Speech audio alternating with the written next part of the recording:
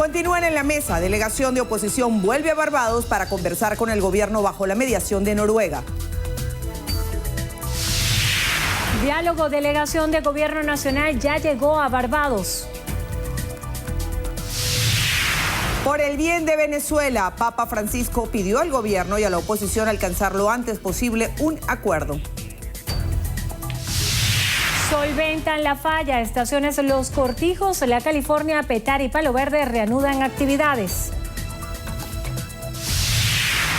Visita oficial. Funcionaria de la Unión Europea estará en Colombia durante 3 días para discutir, entre otros temas, la situación de Venezuela. Reuniones en Washington. El canciller de Colombia, Carlos Holmes Trujillo, discutirá, entre otros temas, situación de Venezuela. Medida migratoria. El gobierno de Donald Trump inició gestiones para no aceptar más solicitudes de asilo de migrantes centroamericanos. Con las bases llenas, José Altuve despachó el tercer Grand Slam de su carrera. Corazón destrozado. Jennifer López suspendió show en medio de un apagón.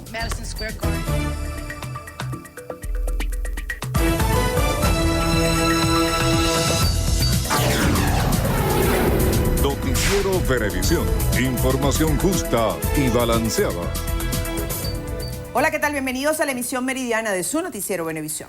Muy buenas tardes, Venezuela. Feliz inicio de semana. Les saludamos en nombre de todo nuestro equipo, Milagros Zambrano y esta servidora Endrina Yepes. Comenzamos a revisar las informaciones y lo hacemos de inmediato. El segundo vicepresidente de la Asamblea Nacional, Stanley González, afirmó que el objetivo de regresar a Barbados para conversar con el gobierno nacional con la mediación de Noruega es poner fin a la crisis que atraviesa el país por el bien de los venezolanos. González aseguró que la coalición opositora siempre defenderá los derechos y el futuro de todos los venezolanos. La delegación integrada por el parlamentario, así como por Gerardo Blay, vuelve a la isla caribeña luego de que la ministra de Asuntos Exteriores de Noruega, Ine Eriksen, informara el pasado jueves la instalación de una mesa de diálogo continua y expedita entre el gobierno y la oposición venezolana con el fin de llegar a una solución acordada para la crisis que atraviesa la nación.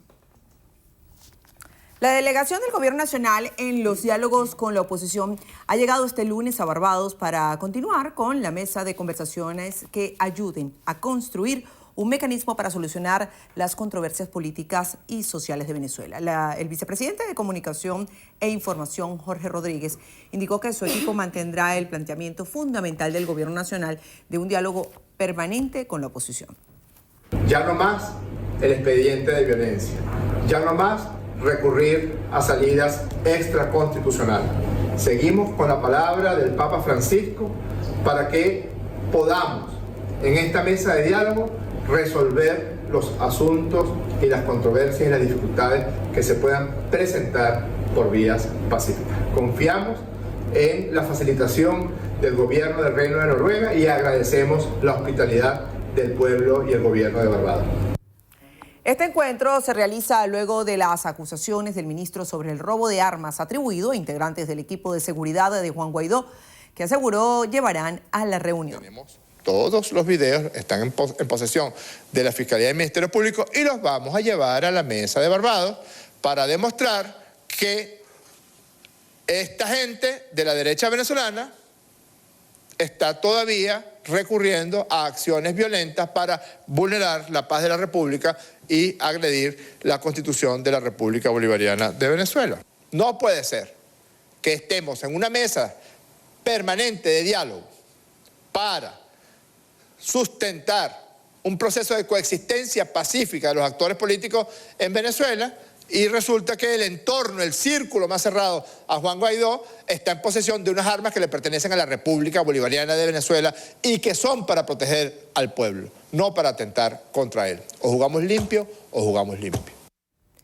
El Papa Francisco pidió al gobierno y a la oposición de Venezuela alcanzar lo antes posible un acuerdo que ponga fin a la situación que atraviesa el país por el bien de los venezolanos. Durante el rezo del Ángelus en la Plaza de San Pedro en el Vaticano, el sumo pontífice expresó que los venezolanos están muy afectados por la crisis que atraviesa la nación.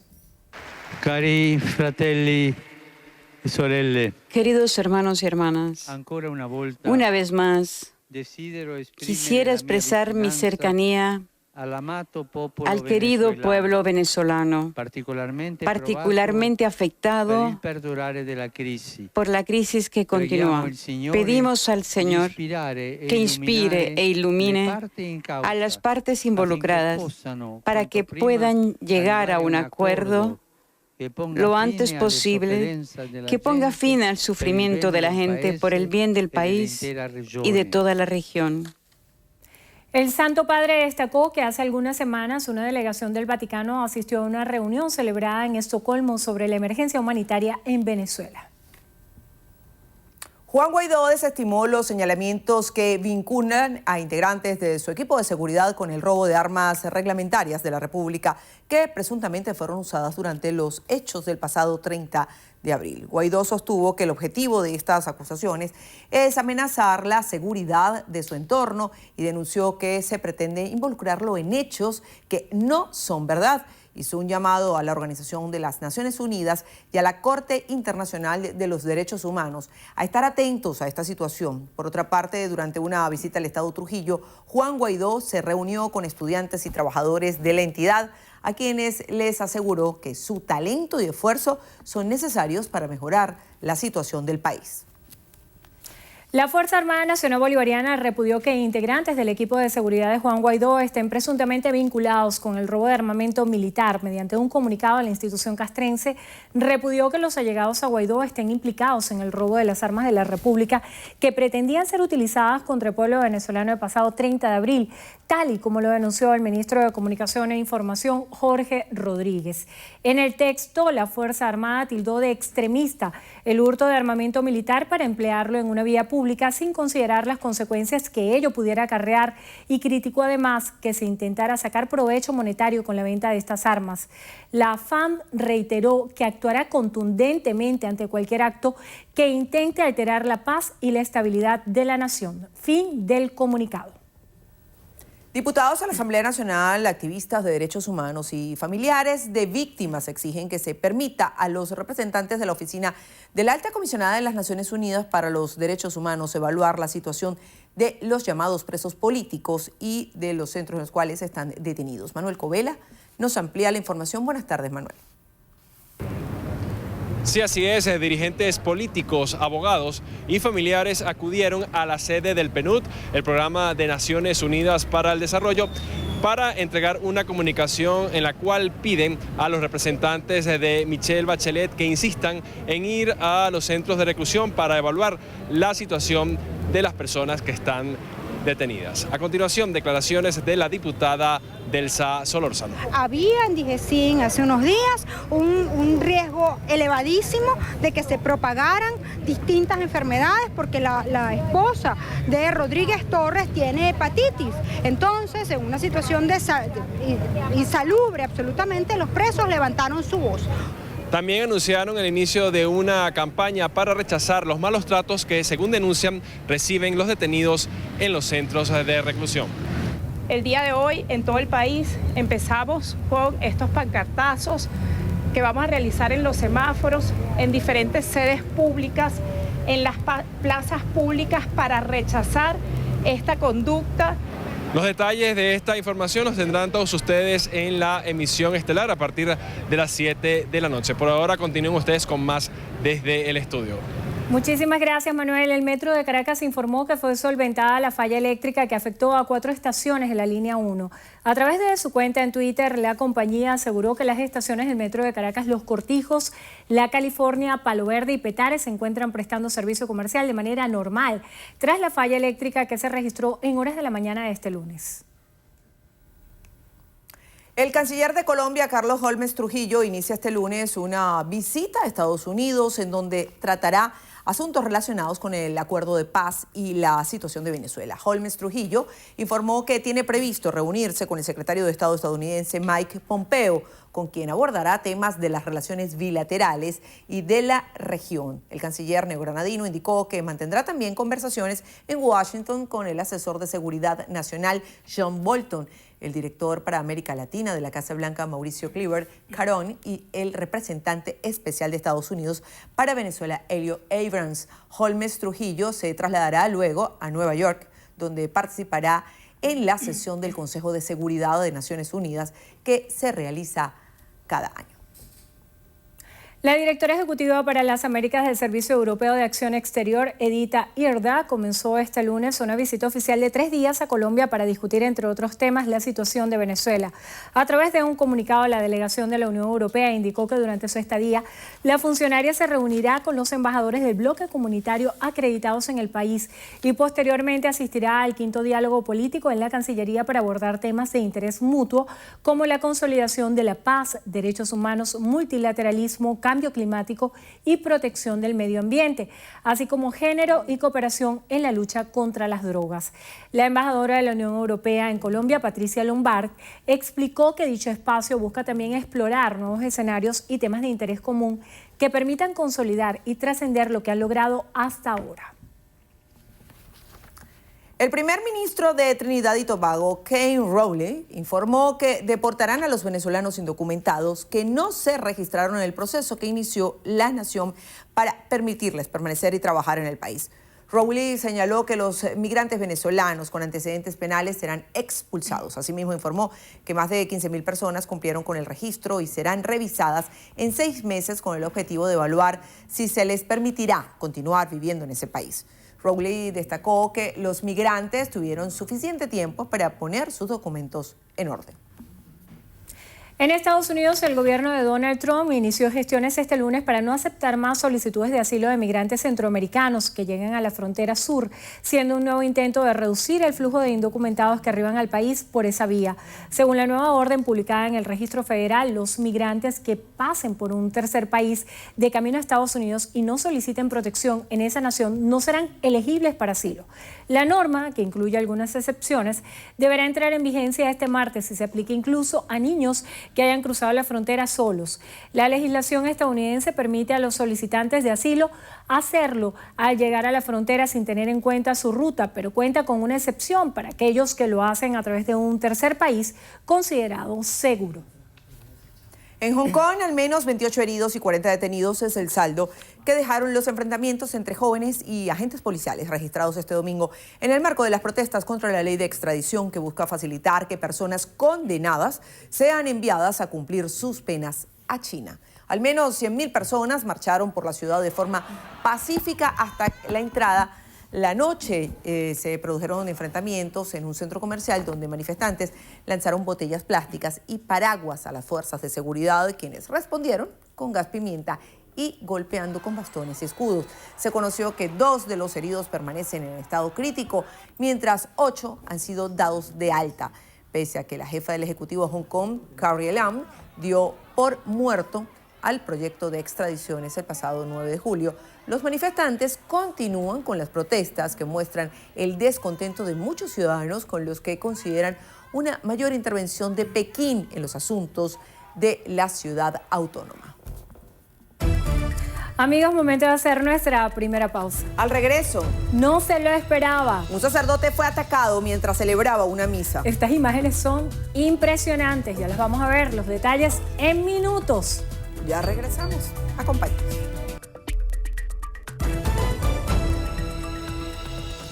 Continuamos. El embajador de Francia en Venezuela, Romain Nadal, expresó su deseo de que la crisis venezolana sea solventada a través de unas negociaciones que deriven en nuevas elecciones. Durante la conmemoración del Día de Francia el pasado 14 de julio, Nadal consideró que los acercamientos entre el gobierno y la oposición por iniciativa de Noruega son positivos y espera que en los próximos días sean anunciadas medidas concretas que beneficien al país. Expresó su deseo de que las relaciones entre Venezuela y Francia se fortalezcan y a su vez destacó la labor que ha llevado a cabo la embajada francesa junto a organizaciones no gubernamentales para brindar apoyo en materia de salud, educación y economía a sectores afectados por la crisis. Sobre el informe realizado por la alta comisionada de las Naciones Unidas para los Derechos Humanos, Michelle Bachelet, Nadal abogó por que las situaciones irregulares allí expuestas no sigan ocurriendo en el país. El Gobierno Nacional inició una jornada de vacunación contra la poliomielitis en diferentes estados del país con el objetivo de erradicar esta enfermedad. En el estado Zulia, la jornada se llevó a cabo en el Hospital de Niños en Veritas de Maracaibo para luego expandirse a través de la casa a casa junto a brigadistas de Somos Venezuela, quienes esperan atender alrededor de 470.420 niños en toda la entidad. Por su parte, el estado de Yaracuy activaron más de 200 puntos de vacunación con el objetivo de atender a más de 86.000 niños. Señaló además que estarán activos todos los ambulatorios, centros diagnósticos integrales CDI, consultorios populares, institutos del Seguro Social, entre otros centros de salud que cuenten con la cadena de frío. Esta jornada se llevará a cabo hasta el 11 de agosto de manera gratuita con la finalidad de garantizar la protección, prevención e inmunización de más de 3.1 millón de niños y menores de 6 años. El director del Consejo Superior de Turismo, Conceturismo, Leudo González, estima que la afluencia de viajeros en esta temporada vacacional disminuirá debido a los altos costos de bienes y servicios. González indicó que los costos de servicio como el agua, gas y aseo se han ido incrementando en los últimos meses. Además, dijo que las empresas turísticas han tenido dificultades para adquirir los insumos básicos, también por los altos costos. Señaló que esta situación impacta de forma directa y significativa en sus tarifas al momento de prestar servicios. Por primera vez, el estado del Tamacuro competirá en la Liga Profesional Nacional de Fútbol Sala a través de la franquicia obtenida por la Fundación Delta Te Quiero. El constituyente por el estado del Tamacuro, Jesús Chugavi Hidalgo, informó que la entrada para el evento deportivo será gratuita. Un hecho histórico, esto es un hecho histórico, niños. Nunca del Tamacuro había tenido una representación en una liga profesional de este país.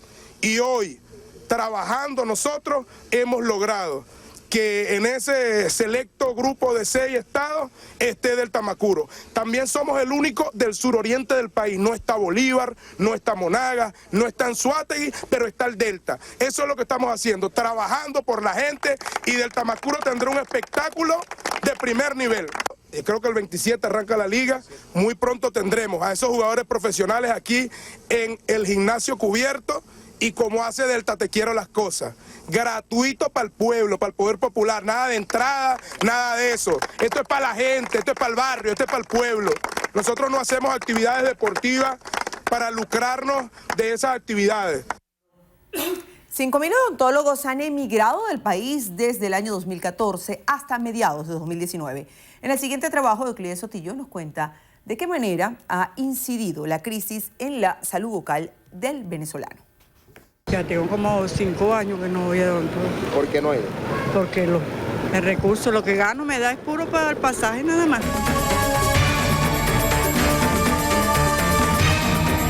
Este es el tiempo común entre la mayoría de los venezolanos que acudían con regularidad a un chequeo dental. Los costos en moneda extranjera han incidido a la hora de ir al dentista. La última vez que yo pregunté estaba en $40, 35.000 más o menos, me dijeron. ¿Hacerse qué? Un relleno de resina para una carie. Esta situación preocupa a la odontólogo Teresa Gómez, quien teme que se regrese a la odontología de las extracciones. Insiste que es misión del especialista la preservación dental. De hecho, uno tiene pacientes muy jóvenes edéntulos totales, porque ¿qué era lo que hacía el odontólogo de antes? Vamos a extraer, no había otras alternativas. Ahora hay mucha tecnología, hay muchas alternativas, pero los costos no permiten que el paciente los pueda cubrir. Y esos costos se hacen cuesta arriba porque la mayoría de los productos y materiales odontológicos son importados. Aunque la venta se mantiene, ya no se factura como antes. Antes vendía, por decirte algo, una caja de anestesia, ahorita me vienen y se compran un blister de 10 tubitos nada más. Igualmente se ha venido detallando todos los productos porque ya la gente no puede comprar el producto por completo. Pero paralelo a los costos de insumos y tratamientos, el Colegio de Odontólogos de Venezuela le inquieta la migración de profesionales. Su presidente, el doctor Pablo Quintero, asegura que de los 18.000 especialistas agremiados, 5.000 han emigrado a otros países en los últimos 5 años. Denuncia el auge nacionalmente del ejercicio ilegal. como en muchos centros comerciales, en las puertas de las principales avenidas, en varios sitios, no solamente en la Gran Caracas, sino en el interior del país, cómo intentan ofrecer fraudulentamente tratamientos de ortodoncia, que lo que ocasionan al final de todo esto es la pérdida dentaria. Pero a pesar de todo, la odontología moderna sigue a la vanguardia en Venezuela. El llamado diseño de sonrisas es el nuevo boom entre los venezolanos. Andrés Nalsen, especialista en odontología estética, lidera esa búsqueda del bienestar de la sonrisa. Dice que a pesar de la crisis sigue actualizándose en las últimas tendencias. Puede ir desde un simple blanqueamiento, pasando por una gingivectomía, que es quitar el exceso de encía, pasa también por la ortodoncia misma, hasta las carillas, que es lo que los pacientes hoy en día buscan más, ¿no?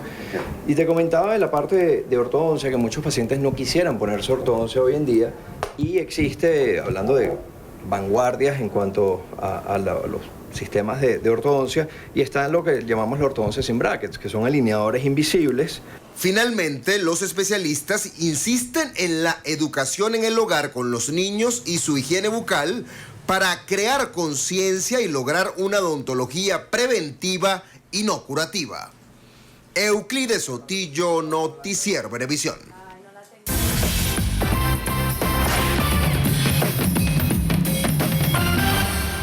Hola, bienvenidos a Vida y Salud. Hoy me acompaña el doctor Josman Sifontes porque vamos a presenciar un tratamiento de conducto bajo microscopio. Doctor, buenos días, ¿cómo está? Buenos días. Doctor, ¿cuándo está indicado un tratamiento de conducto? El tratamiento de conducto está indicado cuando hay una alteración en la pulpa dental. ¿La sintomatología que puede presentar el paciente?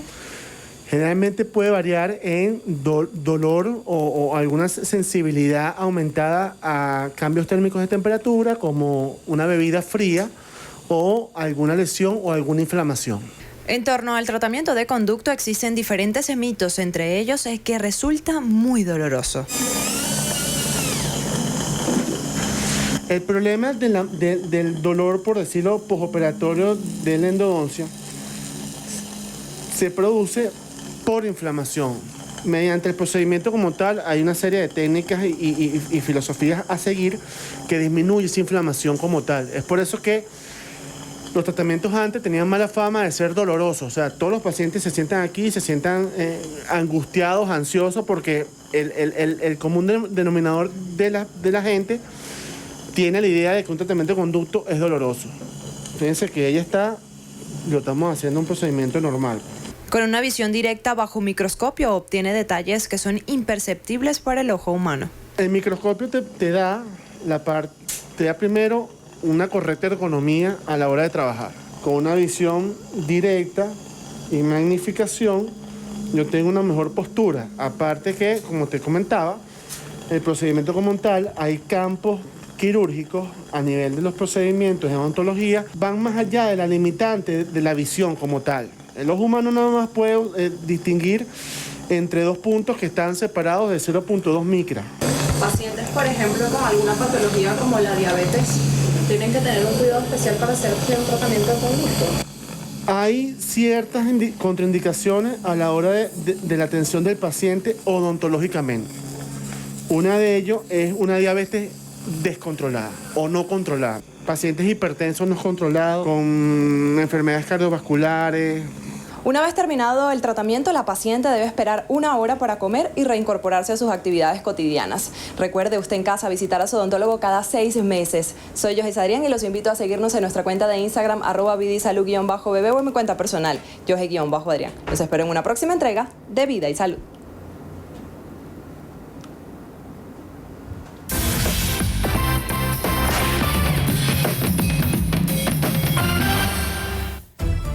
Amigos, momento de hacer una nueva pausa. A regreso. Nuevo fichaje. Astro francés cambia la capital de España por la ciudad condal. Los detalles en minutos con Gregorio Rojas.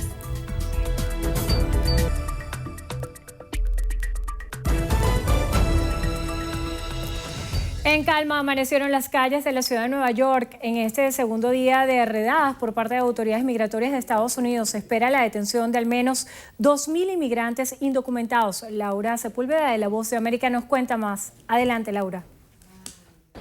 Calma en las calles, pero incertidumbre entre los inmigrantes indocumentados es lo que se siente hoy en la ciudad de Nueva York, segundo día en el que se espera avance en las redadas anunciadas por ICE, que esperarían la detención de alrededor de 2.000 personas. Personas que, según informó ICE en las últimas horas, ya se han presentado ante autoridades de inmigración y que tienen una orden de detención para ser removidos del país. Pero recordemos que las autoridades locales han insistido en que no tendrán una cooperación interinstitucional para que dichas detenciones se hagan efectivas. Por su parte, el alcalde de Nueva York, Bill de Blasio, ha dicho que pese a que ICE ha intentado llevar a cabo detenciones en dos zonas de Nueva York, estos no han sido satisfactorias debido a que la gente está siguiendo las recomendaciones hechas por las autoridades locales y por la comunidad, que como tal se ha reunido a insistir a los inmigrantes para que no abran la puerta de su casa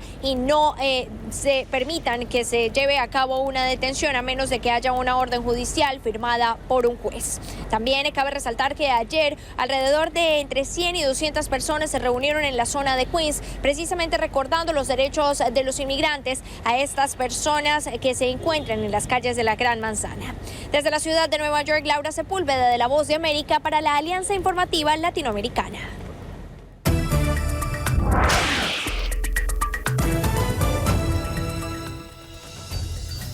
Iniciamos el recorrido por las notas internacionales en lo que pasa en el mundo y lo hacemos en Estados Unidos.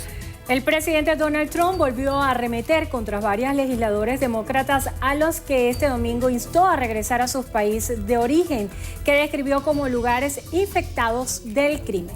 Desde Twitter, Trump se ha negado a disculparse por su mensaje e insistió en que las legisladoras son las que deben pedir perdón al país, a la oficina presidencial y a Israel en referencia a la defensa que llevan delante de la causa palestina. El mandatario se refería así a un grupo de congresistas de la Cámara Baja, entre las que figuran Alexandra Ocasio-Cortez, Ilhan Omar y Rashida Tlaib, que han protagonizado desencuentros con la líder de los demócratas en ese hemiciclo, Nancy Pelosi.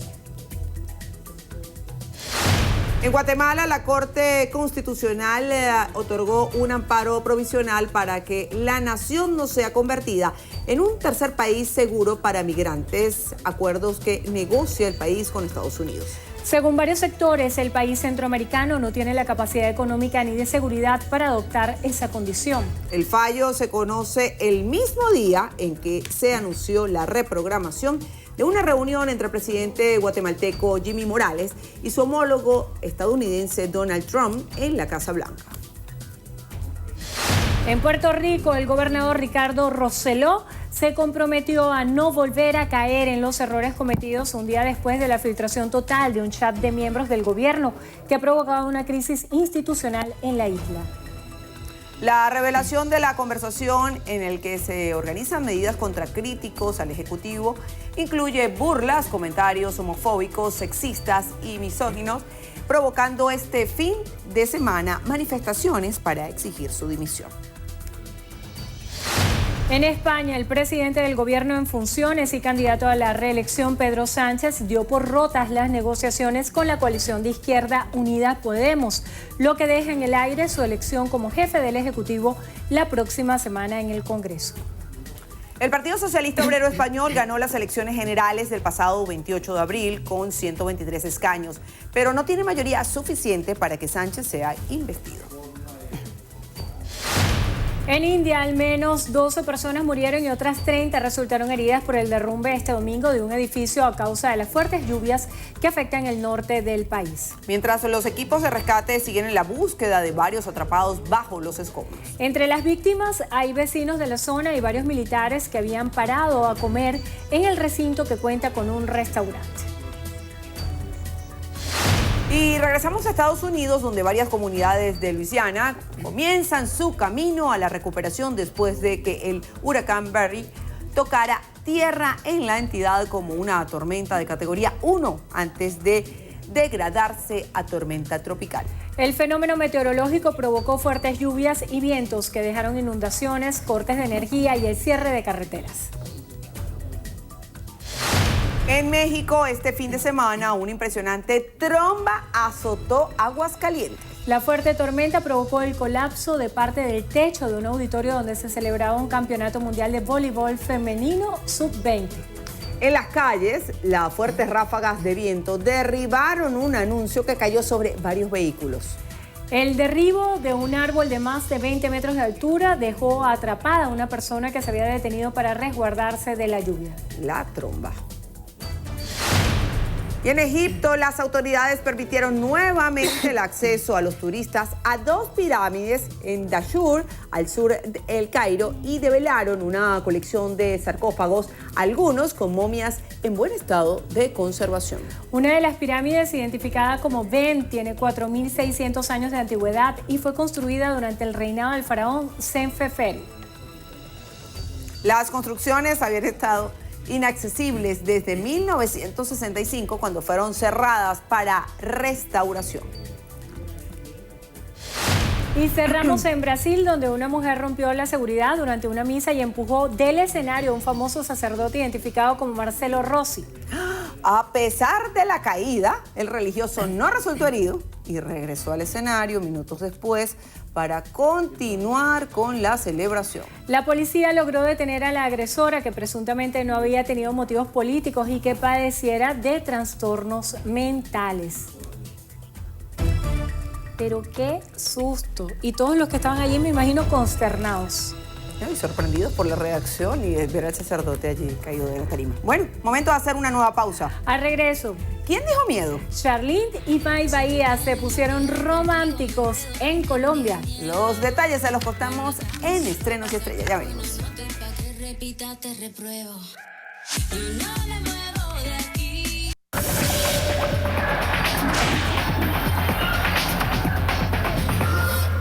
Hola amigos, iniciamos los deportes con béisbol de Grandes Ligas porque José Altuve despachó el tercer Grand Slam de su carrera para comandar el triunfo de Astros de Houston sobre Vigilantes de Texas, 12 carreras por 4 en una jornada en la que José Peraza también se fue para la calle. Iniciamos nuestro recorrido en el ballpark de Arlington, 7º episodio, bases llenas, y José Altuve que pega este tablazo por el jardín izquierdo, 12º del año para el maracayero, de bateo de 5-3 con jonrón, 4 empujadas y 3 anotadas.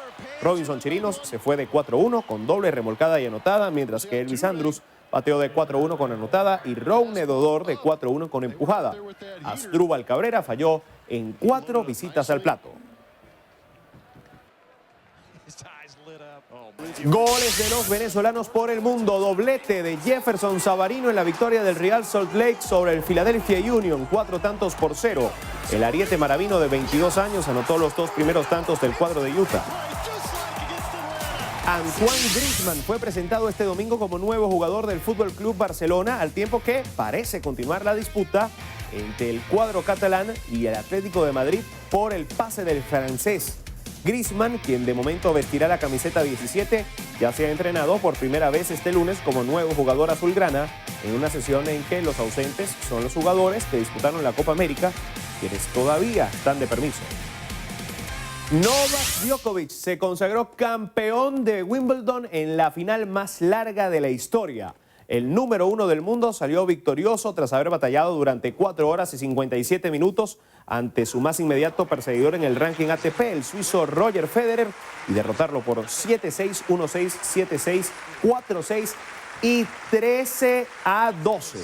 Con este triunfo, el serbio suma su 16º título de Grand Slam, el 5º sobre césped, y se acerca al español Rafael Nadal, que cuenta con 18.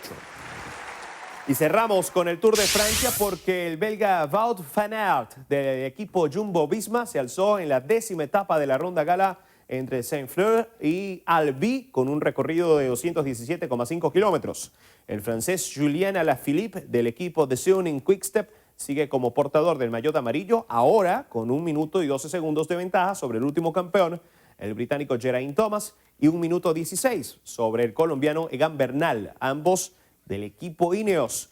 Este martes será día de descanso en Albi y el miércoles partirán desde esta ciudad hacia Toulouse para la etapa 11 con 167 kilómetros de trayecto. Una etapa de transición previa al inicio del ascenso a los Pirineos.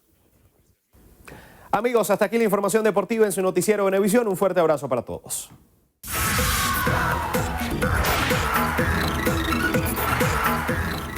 Amigos, iniciamos las noticias de estrenos y estrellas con Jennifer López. La cantante compartió un video en sus redes sociales afectada por el apagón que afectó Nueva York durante su show. Este fin de semana, un gigantesco apagón afectó a la ciudad de Nueva York, dejando a más de 70,000 personas sin luz. Estaciones de metro cerradas y conciertos suspendidos fueron el saldo del apagón, lo que dejó a Jennifer López con el corazón destrozado. La cantante se presentaba en el Madison Square Garden cuando, sin razón aparente, se cortó la electricidad y ante la incertidumbre de cuántas horas duraría el apagón, el concierto debió ser suspendido. La diva del Bronx aseguró que está muy triste por no poder terminar su show y horas más tarde anunció que el concierto se reprogramó para este lunes. Paul McCartney y Ringo Starr protagonizaron un emotivo reencuentro en el estadio de los Dodgers de Los Ángeles. Los ex-Beatles hicieron gala de su talento y tocaron algunos de los éxitos del emblemático grupo. La sorpresa comenzó cuando McCartney presentó a Starr como el único e inigualable baterista. Él se mostró muy emocionado, con una gran sonrisa en su rostro durante toda su actuación y terminó regalando sus baquetas al público. Los duques de Sussex estuvieron presentes en el estreno europeo de la película El Rey León y compartieron con Beyoncé y Jay-Z. La presencia de la pareja real era una de las más esperadas. Ellos no solo posaron ante las cámaras, sino que también se tomaron tiempo para hablar muy cercanos y cariñosos con todos los admiradores que esperaban en primera fila. Meghan eligió para la ocasión un vestido negro con falda vaporosa y mangas de tul firmado por Jason Wu. El momento del encuentro con Beyoncé y su esposo fue épico. Los duques se reunieron con todos los que hicieron posible el largometraje y fueron muy amables con Queen y se abrazaron e intercambiaron consejos de padres. Les recordamos que Beyoncé, además de colaborar en la banda sonora, interpreta a la leona Nala. Tiziano Ferro reveló que se casó en sus redes sociales. El cantante dio la exclusiva a una revista italiana que ofreció algunos detalles de la ceremonia. Según la publicación, Ferro y Allen ya se habían casado en secreto en Los Ángeles el pasado 25 de junio y este sábado 13 de julio celebraron su boda civil en la casa del cantante en Savoia. Ahora, después de que la noticia circulara, el cantante compartió un mensaje en Instagram para agradecer el apoyo recibido.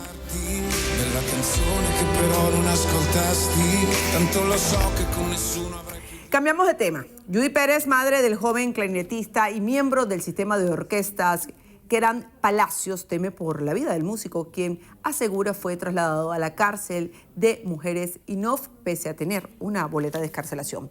Pérez relató que su hija sufre de depresión. Exigió al fiscal general Tarek William Saab que medie para que sea liberada y calificó de arbitraria la privación de libertad de la joven de 25 años. Mi hija no es una delincuente.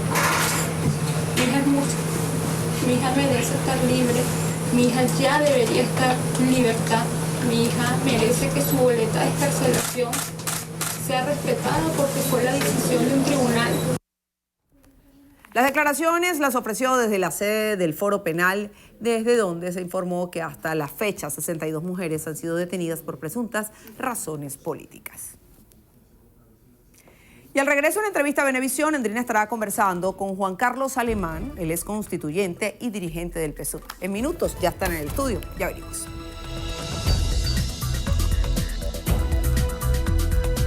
Entrevista Venevisión. Líder en opinión. Por tu canal independiente, Venevisión. Muchísimas gracias por acompañarnos en Entrevista Venevisión. Ya estamos listos para iniciar nuestra conversación con el invitado del día de hoy. Él es Juan Carlos Alemán, constituyente presidente de la Comisión de Misiones y Grandes Misiones, miembro de la Dirección Regional del PSUV, además presidente de la Comisión Nacional de Refugiados de la Cancillería. Gracias por acompañarnos. Gracias a ti. Un saludo para los usuarios y usuarias de Venevisión y bueno, a todo ese equipo que los acompaña. El tema del diálogo, que es central para todos los venezolanos porque se está definiendo el futuro de nuestro país.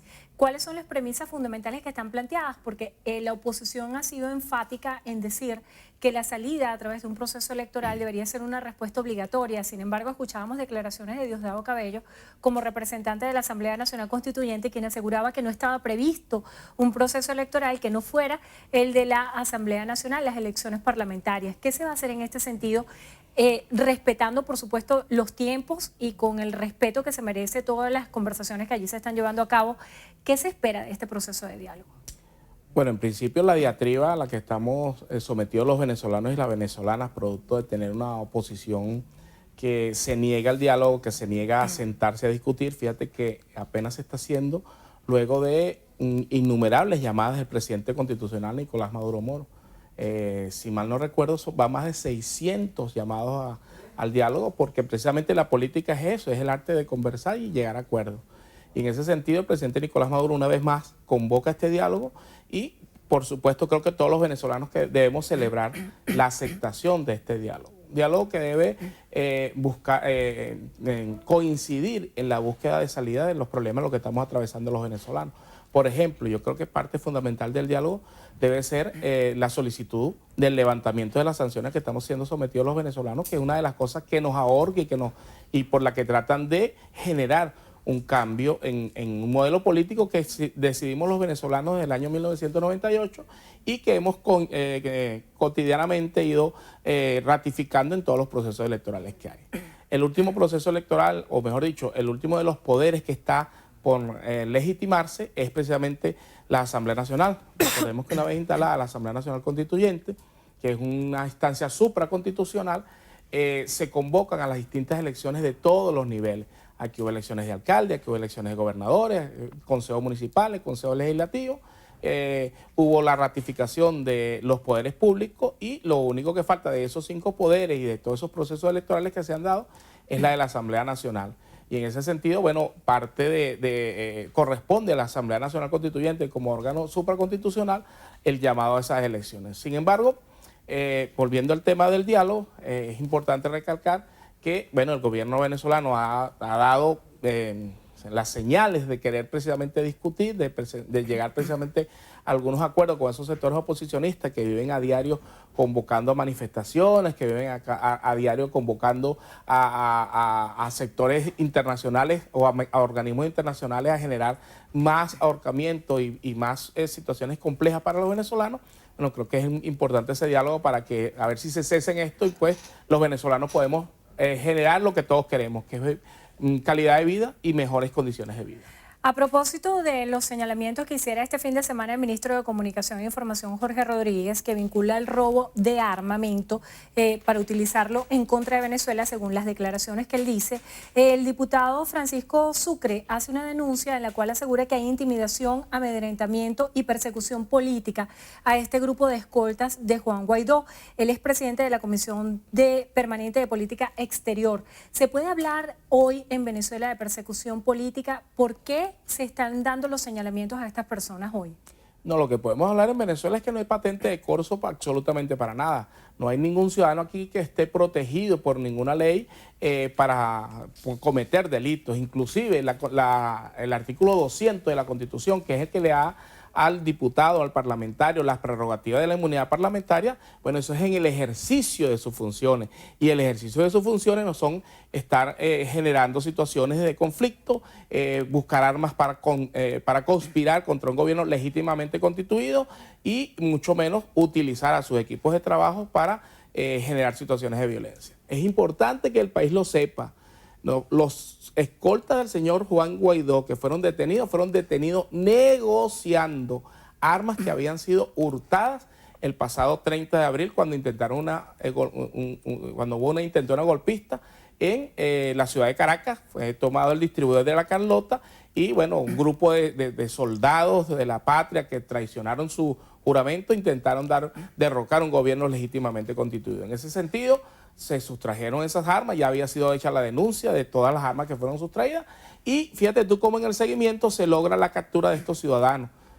Hay las declaraciones, hay inclusive un video que está rodando por las redes sociales en el cual uno de los escoltas del señor Juan Guaidó hace su declaración y bueno, sí acepta efectivamente que ellos estaban haciendo esa negociación. Entonces no hay patente de corso, no hay estos señores que están detenidos, están siendo procesados precisamente porque son políticos delincuentes. Y una cosa es políticos presos, que es lo que ellos, o mejor dicho, presos políticos, que es lo que ellos han tratado de generar en la matriz de opinión, y otra cosa totalmente distinta es políticos presos. Y esos políticos presos es porque han estado al margen de la ley. Recordemos lo que hizo el señor Zambrano. El señor Zambrano, por ejemplo, que es uno de los que ellos llaman presos políticos, estuvo en el distribuidor de La Carlota, aupando una insurrección militar que puede haber costado vidas de venezolanos y de venezolanas. Entonces ese tipo de situaciones que están al margen de la ley deben ser objeto de su proceso, y en ese sentido se está haciendo. La Asamblea Nacional Constituyente, recuerdo, le hizo el allanamiento de la inmunidad parlamentaria, que es el mecanismo que está establecido en nuestra norma jurídica, hizo el allanamiento de la inmunidad parlamentaria de esos diputados que efectivamente gozan de la prerrogativa del antejuicio de mérito y del allanamiento de la inmunidad para que siga su proceso. Ahora, si quieren etiquetarlo, es parte de la manipulación. Entonces nosotros lo que sí le decimos es, le damos las gracias primero a los organismos de seguridad porque están haciendo su trabajo.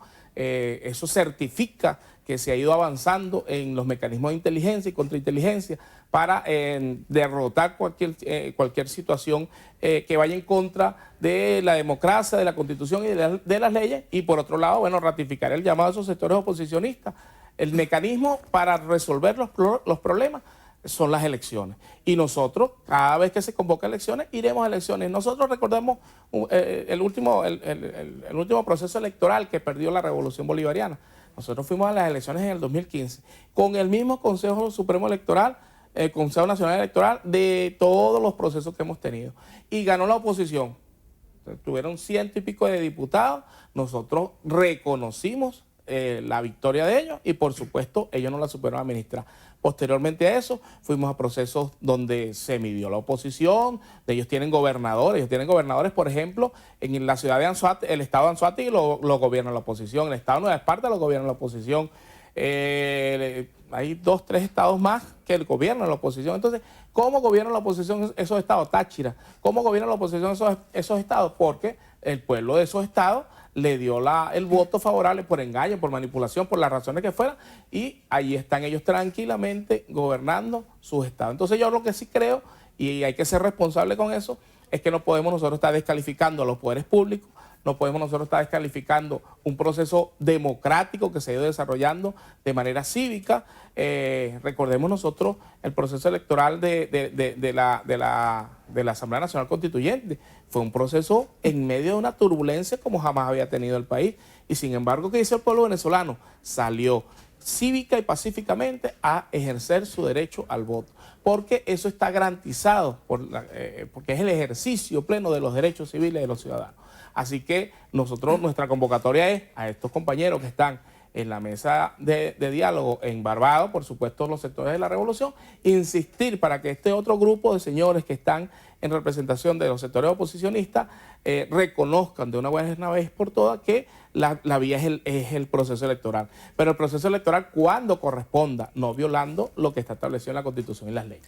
Alemán, usted también es presidente de la Comisión Nacional de Refugiados de la Cancillería. ¿De qué se ocupa? ¿Tienen alguna cifra en particular de los venezolanos que han salido de nuestro país en los últimos tiempos? Sí, fíjate, la Comisión Nacional de Refugiados es una instancia que está agregada al Ministerio del Poder Popular para Relaciones Interiores y Justicia, el Ministerio del Poder Popular para las Relaciones Exteriores, y su mecanismo fundamental o su objeto fundamental es la captación de aquellas personas que llegan a territorio venezolano con necesidad de protección internacional. En ese sentido, por supuesto, nos corresponde también eso se denomina, su abreviatura se denomina CONARE, y la CONARE existe en todos los países de la región, que son las par de la venezolana. En este caso, cuando hablamos tanto del éxodo de venezolanos, ¿llegan a Venezuela refugiados? Sí, por supuesto. ¿De qué países? Eso quería, hacia allá iba precisamente, porque nosotros tenemos que ver con el Alto Comisionado de Naciones Unidas para Refugiados. Ahí es donde nos encontramos, ahí es donde nos reunimos y cruzamos las cifras. Yo, por ejemplo, manejo la cifra de otras nacionalidades que llegan a territorio venezolano a solicitar refugio, protección internacional, y así sucesivamente cada país lo hace. ¿Cuál ha sido nuestra principal inquietud o nuestra principal reclamo que hemos estado haciendo tanto a organismos internacionales como a las CONARES, que son las pares nuestras en el resto de los países? La no manipulación. Porque una cosa es cuando una persona huye del territorio en el que vive por razones de persecución, por razones de que esté siendo objeto de discriminación por sexo, por raza, por religión. Y otra cosa muy distinta es cuando usted huye en la búsqueda de mejoras de oportunidades o de mejoras de vida. Ese es un migrante económico. En ese sentido, no podemos cruzar los términos de lo que es un migrante económico con un migrante, con un migrante que solicita refugio. Es así pues como nosotros hemos hecho la solicitud, porque el gobierno colombiano, por ejemplo, en este momento dice que tiene aproximadamente 1.400.000 venezolanos en su territorio. Nosotros le decimos, bueno, hay que demostrarlo, porque eso es matemáticamente imposible. Primero, no es el mejor destino para los venezolanos. Los venezolanos, por naturaleza, no nos gusta ir a sitios donde somos denigrados, donde somos humillados. Y Colombia, históricamente, ha tenido como que ese cierto rechazo hacia la migración venezolana. Hay como un recelo. En ese sentido, nosotros... ¿Ustedes manejan alguna cifra de la cantidad de venezolanos que ha salido del país?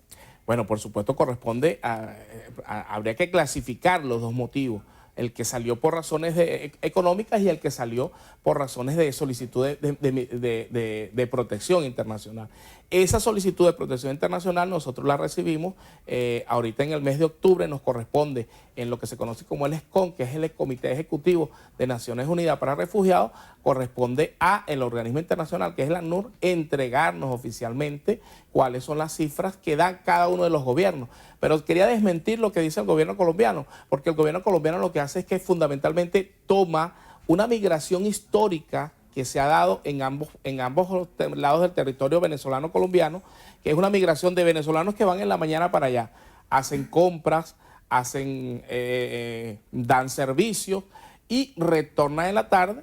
Y simple y llanamente el gobierno colombiano lo que hace es que esas estadísticas migratorias las utiliza para solicitar recursos ante los organismos multilaterales. Entonces nosotros tenemos que desmentir eso, porque no está la migración de venezolanos en territorio colombiano. Por el contrario, nosotros estamos recibiendo en este momento informes donde se nos dice que en los próximos días, producto del conflicto interno que tiene Colombia, vamos a recibir una oleada de entre 500 y 800 colombianos que vienen a territorio venezolano huyendo de la violencia. Esos sí son personas con necesidad de protección internacional, porque vienen huyendo desde la violencia que existe allá. No vienen buscando mejoras económicas, vienen huyendo de la violencia.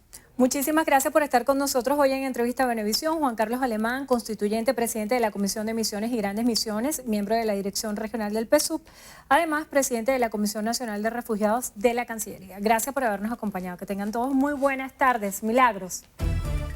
Gracias, Endrina. Amigos, hasta aquí la presente emisión de Noticiero Venevisión. Recuerden, Noticiero Venevisión, Canal 4 reporta. Ustedes deciden. A todos buenas tardes. Feliz inicio de semana.